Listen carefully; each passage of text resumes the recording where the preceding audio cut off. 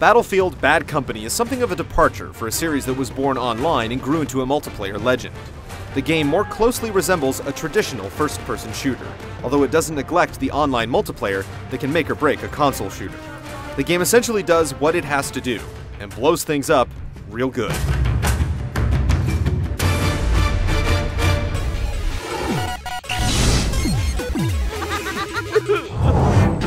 Shut your trap, Sweetwater! Oh, we're going to Zabagrad, huh? So what's so bad about this company?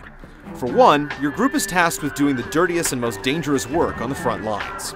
It's a thankless job, and the guys in your squad aren't the type you'd see in recruitment commercials. Whatever you've done is as bad as that. Not like Chris Christopherson's third album.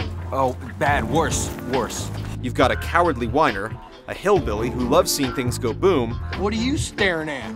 a long-suffering sergeant who can barely keep everyone in line, and you. Do you know what squad I'm supposed to belong to?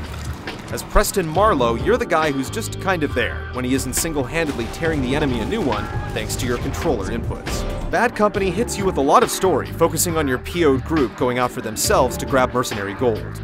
There's a lot of irreverent dialogue and plenty of jokes, so you'll definitely get to know your fellow soldiers on more than one level. Their personalities and plights are hit or miss. Did she sound a bit upset? I thought she sounded upset. That can't be a good sign. If you can stand the jerks, then more power to you, but if not, you'll have to grin and try to bear it. Being stuck in place watching a bunch of cutscenes from a first-person view isn't ideal, but it's a huge step up from the typical Battlefield story that usually amounts to little more than, so there's this war. That's not playing it very safe. My middle name is not safe. Well, actually, it's Gordon, but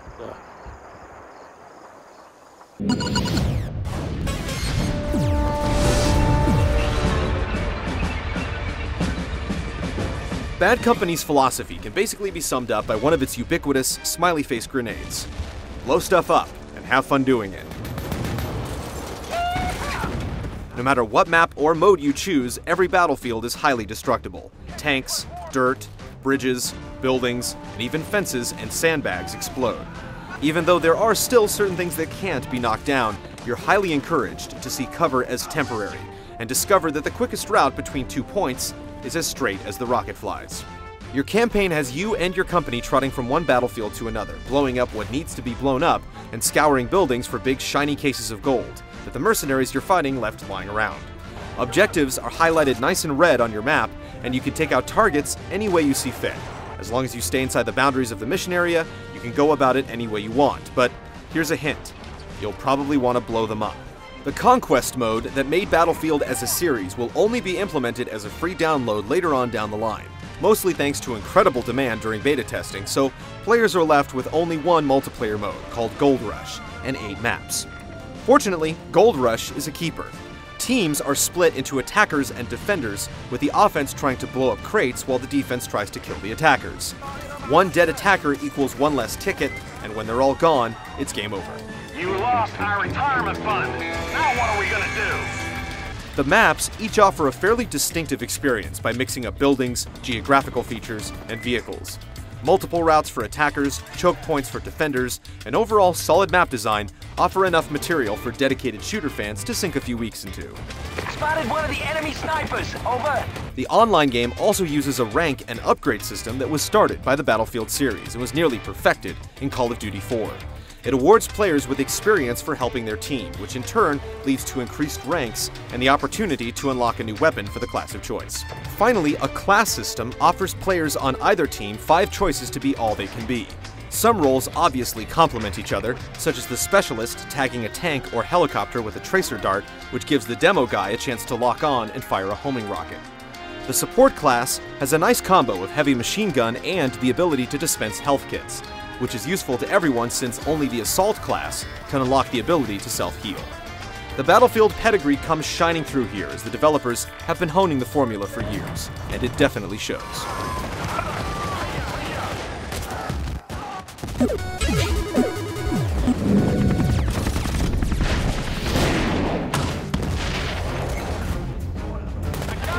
Back in the single-player game, think of Preston Marlowe as Assault Plus. You'll always have access to the miracle healing syringe, and you'll be able to juice yourself up to 100% every few seconds. Amazingly, the guy can also respawn repeatedly after being killed. Your teammates might be jealous if they weren't immortal themselves. This means it's up to you to do the heavy lifting and make sure objectives get checked off, but most players wouldn't have it any other way. Hey, crazy idea part 2. Let the new guy do it. Bad Company has a slightly different feel than other shooters, and not just because of the much higher things blown up to things not blown up ratio. Weapons feel powerful, especially considering how destructible most of the world is, but accuracy isn't as unnaturally precise as it is in some other shooters, and this can make weapons feel less lethal. Movement speed is pretty fast thanks to a sprint button, but because it can take a good bit of effort to take out an enemy, you have to be careful at putting yourself out there. There's also the danger that the ground you're standing on could become a smoking crater thanks to mortar fire, airstrikes, attack helicopters, tanks, or underbarrel grenade launchers, and the list goes on. Sometimes weapons won't affect the environment or your enemies the way you'd expect, but there's a nice overall balance. Ultra-powerful tanks can be instantly toasted with one mine, while a helicopter won't fare too well from even one direct hit from an RPG. While the campaign mode features allies that never die and basically do their own thing, multiplayer does benefit from communication. It's worth noting that you can only communicate with players on your squad, which has a maximum of 3 teammates.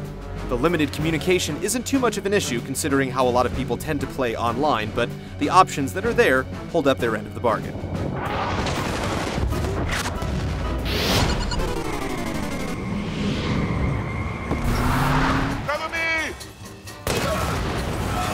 Unsurprisingly, the best thing Battlefield has going for it are the explosions. They look great, they sound great, and you'll definitely know when one hits.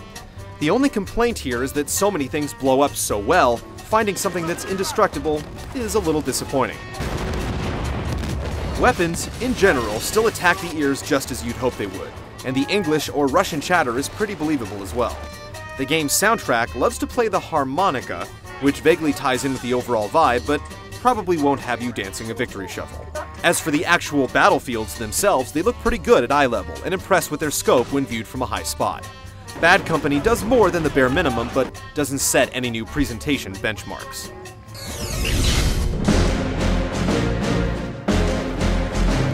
Bad Company sets out to deliver a successful single-player campaign, and it succeeds.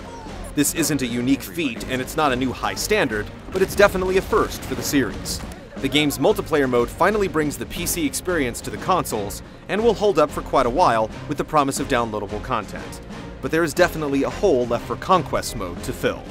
Even so, this Battlefield is definitely worth returning to.